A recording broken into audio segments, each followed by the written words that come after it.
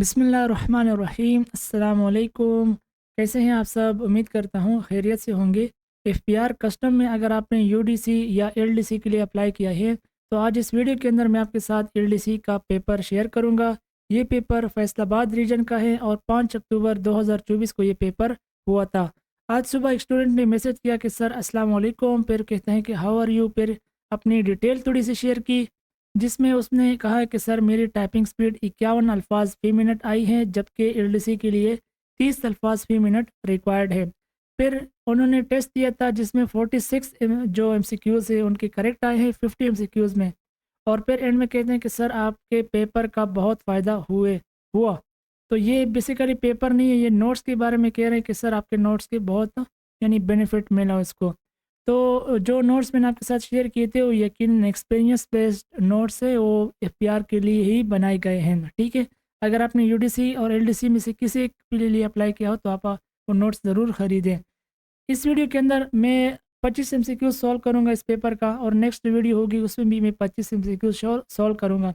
Total MCQs होते हैं paper के अंदर 50। ठीक है, तो बढ़ते हैं अपने एमसीक्यूज़ की तरफ। पहला एमसीक्यूज़ है हमारे पास, World Trade Center incident happen in देश 2001 के अंदर ये अटैक हुआ था और 11 सितंबर 2001 में न्यूयॉर्क सिटी के अंदर ये अटैक हुआ था। World war one started in देश, ये एमसीक्यूज़ अगर आपने मेरी पिछली वीडियोस देखी है तो उसमें भी ये रिपीट हुआ था, कराची में, हैदराबाद में, और यहाँ पर भी रिपीट हुआ है। 1914 इसका करेक्ट ऑप्शन है, और इसकी जो एग्जैक्ट डेट है वो है जुलाई 28 1914।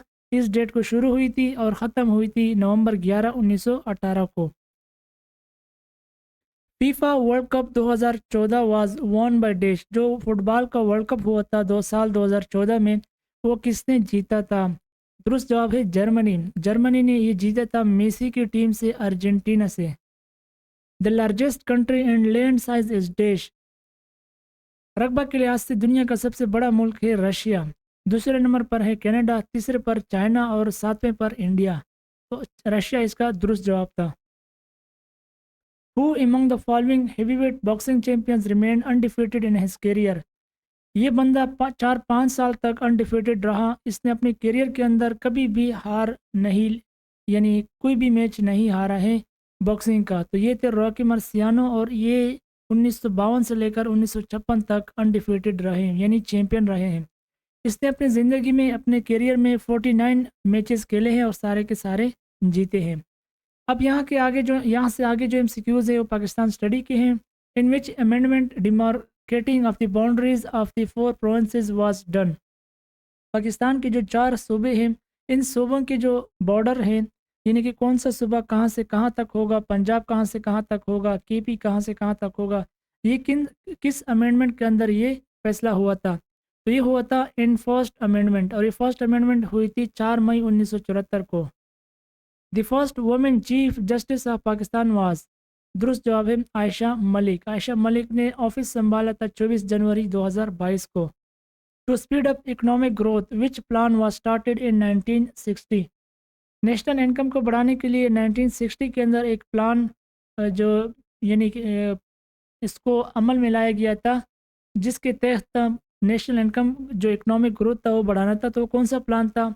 वो था 5 ईयर प्लान सेकंड। ठीक है, सेकंड 5 ईयर प्लान, ये 1960 से लेकर 1945 तक इस पर अमल हुआ, और इसका मकसद था कि नेशनल इनकम को 20% ग्रोथ देना है। The first country to recognise Pakistan was, Pakistan जब बना तो सबसे पहले किसने तस्लीम किया?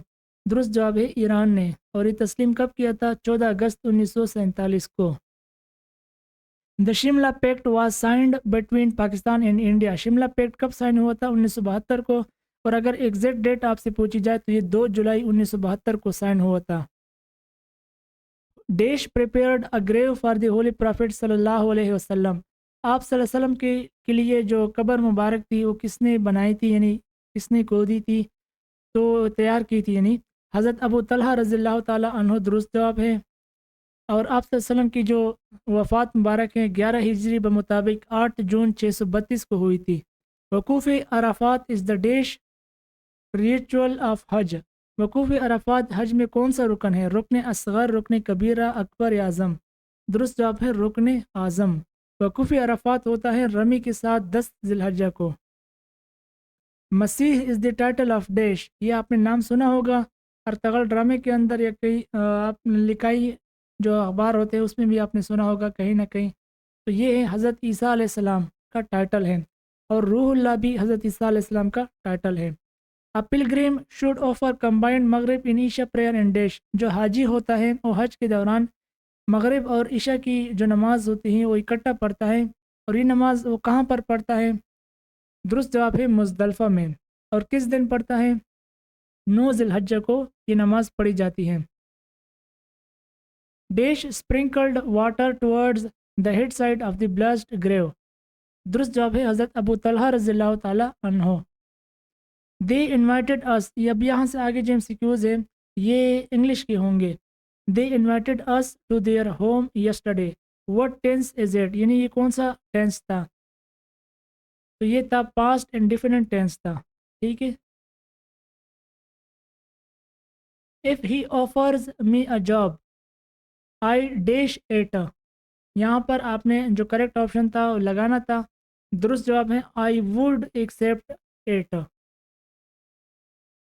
नेक्स्ट क्वेश्चन है the underlined word equitable in the sentence he devised the most equitable plan for the setting of the black stone means, यानी ये जो सेंटेंस है ही डिवाइज्ड से लेकर ब्लैक स्टोन तक, इसके अंदर इक्विटेबल का जो वर्ड है उसका मतलब क्या है?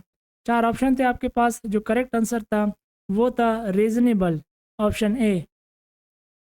प्रिजर्व, परसेवर मीन्स, परसेवर लफ्ज़ है, परसेवर मीन्स उर्दू में मैंने लिखा है साबित कदम रहना, तो इसका जो मतलब था होता परसिस्ट।